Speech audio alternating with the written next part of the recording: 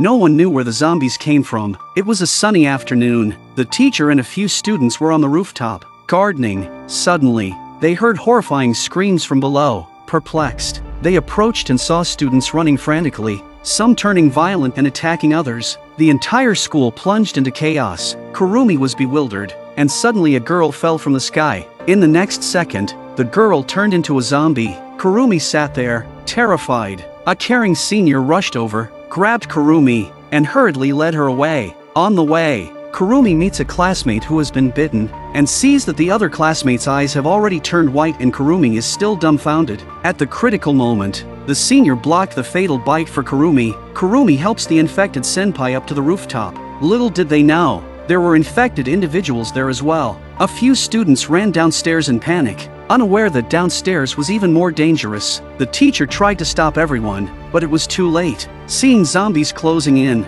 the teacher could only close the door and use a refrigerator to block it. However, there was still a zombie on the rooftop. Yuri was almost bitten, but the brave teacher intervened just in time and killed the zombie. Yet, the danger was not over. The bitten senior was undergoing mutation, gradually losing consciousness and approaching Kurumi. Kurumi picked up a shovel from the ground and decisively struck. The school, and even the entire island, had fallen. Only one teacher and 3 students survived. They wrote a large SOS on the rooftop, hoping a rescue team would find them. Luckily, there were a few vegetable gardens on the rooftop, temporarily solving their food problem. However, relying on vegetables for too long would lead to malnutrition. Kurumi and Yuri are going to the canteen to find some staples and meat for a balanced diet. They carefully approached the ground floor and saw several zombies roaming in the hall. Yuri took out ping-pong balls prepared in advance and threw them in different directions, diverting the attention of the zombies. Seeing that the zombies are distracted, they rush through the hall. Once they cross this corridor, they can go straight to the canteen. However, at the corner, there was another zombie. Seeing it about to turn around, they quickly crouched. The zombie, with its low vision, didn't notice them. Just as they relaxed, Yuri suddenly looked terrified. Another zombie appeared in front of them, and in the next second, it pounced towards Kurumi. Kurumi blocked the attack with the shovel, but the noise attracted the other zombie back. Yuri kept swinging the bat in her hand. She did no damage to the zombies, as if she was giving them a massage. Yuri was so scared that she sat down on the floor. Just as Kurumi finished off one zombie, another zombie jumped at her.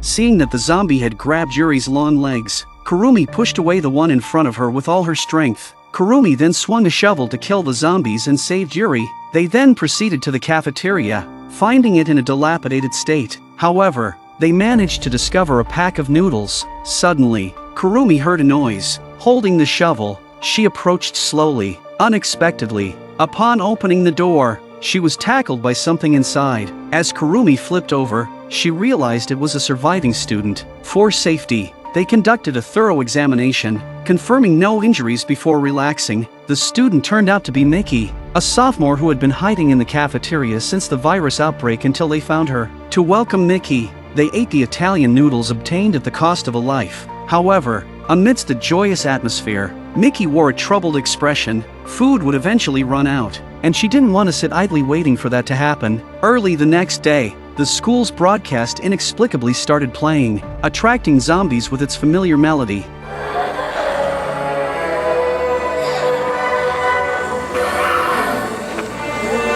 It turns out that Miki purposely played the radio to gather the zombies in order to leave the school. Upon hearing the music, Kurumi and Yuri rushed to the broadcasting room to turn it off. Yuki Takeya also found Miki, who was about to leave, but no matter how she persuaded, it was in vain. Although Miki had a set of car keys, she couldn't locate the vehicle. With zombies closing in, they climbed onto a van, surrounded instantly by the zombies. This sight reminded Miki of the virus outbreak when she witnessed classmates being dragged away by zombies. When Miki regained her composure, Kurumi was attempting to distract the zombies with noise, but it proved ineffective. Seeing them in dire straits, Yuri returned to the broadcasting room, selecting a song she liked.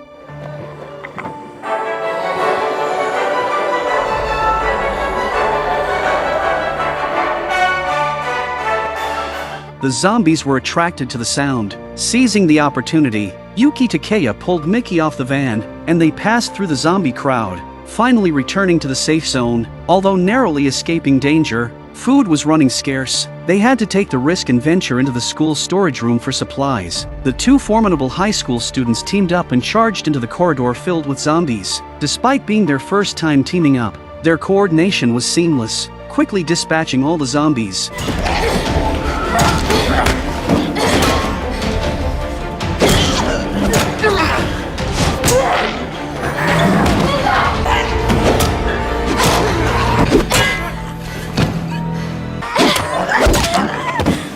Their efforts were not in vain. The storage room was filled with various life essentials, providing more than enough to sustain them for several years. However, amid their joyous efforts to move the supplies, a zombie suddenly appeared.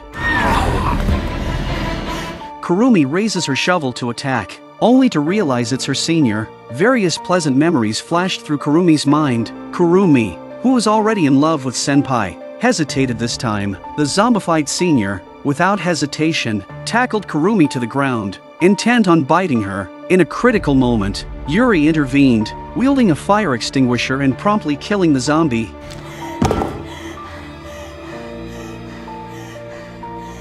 With abundant life supplies, their lives gradually returned to normal. They planted vegetables together on the rooftop, engaged in pillow fights, and spent evenings stargazing.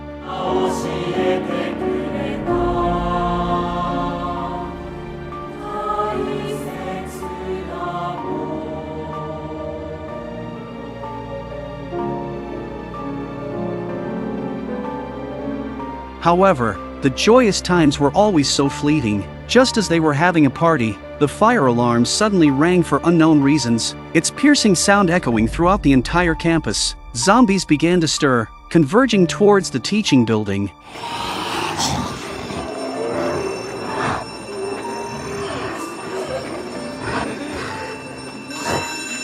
When they reached the ground floor, they found a zombie playing with fire, self-immolating. Everyone was instantly stupefied. The zombie horde broke through barriers, flooding in. Amidst the chaos, they were forced to separate. One of the zombies jumped at them and Kurumi blocked it with a shovel, telling the two people behind him to hurry up and leave. On the second floor, Yuri discovered it was already infested with zombies. Mickey had just dealt with one when they accidentally fell. Zombies behind them closed in, and more broke through the doors in front. Screams rang throughout the campus as zombie hands stretched out of the window. The zombies were already hungry and thirsty.